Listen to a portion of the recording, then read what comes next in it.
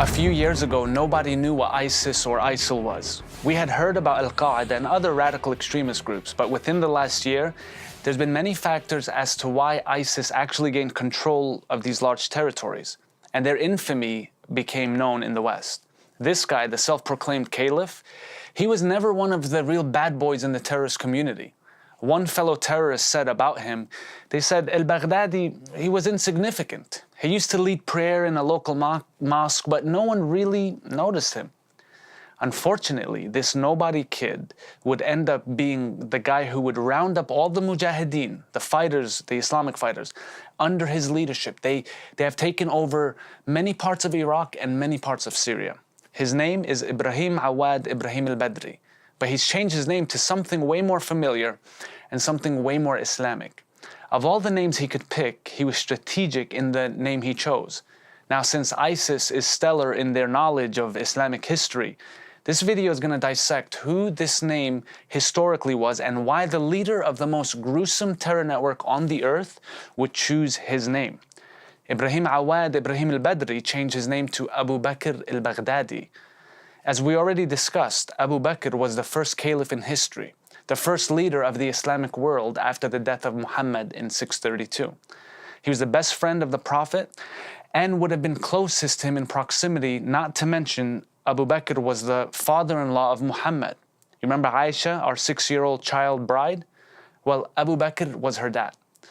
If we get into the personality of Abu Bakr, we could know some more about what Muhammad was like by virtue of how close these two were. In fact, Bukhari tells us that Muhammad confirms that of all mankind, Abu Bakr would be Muhammad's first choice as a friend because Abu Bakr supported Muhammad with his property and with his friendship. So clearly, Abu Bakr had it right according to Muhammad.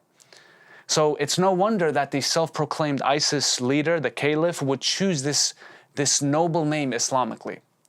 So let's study up a little bit about who Abu Bakr was, the original Abu Bakr, the first Caliph. Abu Bakr's caliphate lasted 27 months, but in these 27 months, a great rebellion happened since the Prophet of Islam was now dead. Several Arab tribes revolted, stating that they owed no man loyalty. They only were loyal to Muhammad.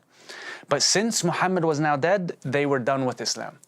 Well, Abu Bakr, being an incredible dictator, he had a different idea for all of them.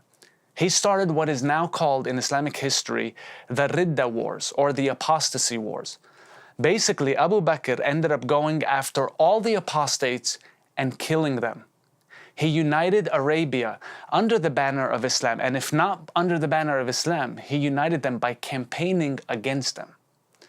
Since Abu Bakr's reign as the Caliph was so short-lived due to his sickness, who of all the people does now Abu Bakr pick to succeed him? It was a man by the name of Umar ibn al-Khattab. Now this is where it gets really interesting, to see what they believed. We go to what is Islamically called the Pact of Umar. In this treaty, the non-Muslims were completely discriminated against. Things like building or restoring churches was now illegal. Public practices of Christian anything, prayer, recitation of the Gospels, nothing. It all became illegal. And things like ridiculous things like the Christians having to obey the Muslims, even give them space in their homes for at least 3 days. Now, if the Christians broke any of these treaties or any of these points in the treaty, then the promise of protection was immediately broken. The Muslims would then be allowed to do with the Christians and deal with them as if they were defiant and rebellious. And we know what happens when you're rebellious: death. Now, this is a hard, it's hard to swallow in a democratic Western civilization. When this is supposed to be a demonstration of equality, it's hardly anything but equality. This is the same thinking that the supreme leader of ISIS today was intentional about practicing. That's why he chose the name Abu Bakr. So we see how Muhammad acted. He then calls on Abu Bakr to lead the Muslims, who then goes on a killing campaign. And then we see how Abu Bakr's feelings and things that he said about non-believers. Abu Bakr then posts Umar ibn al-Khattab as his successor.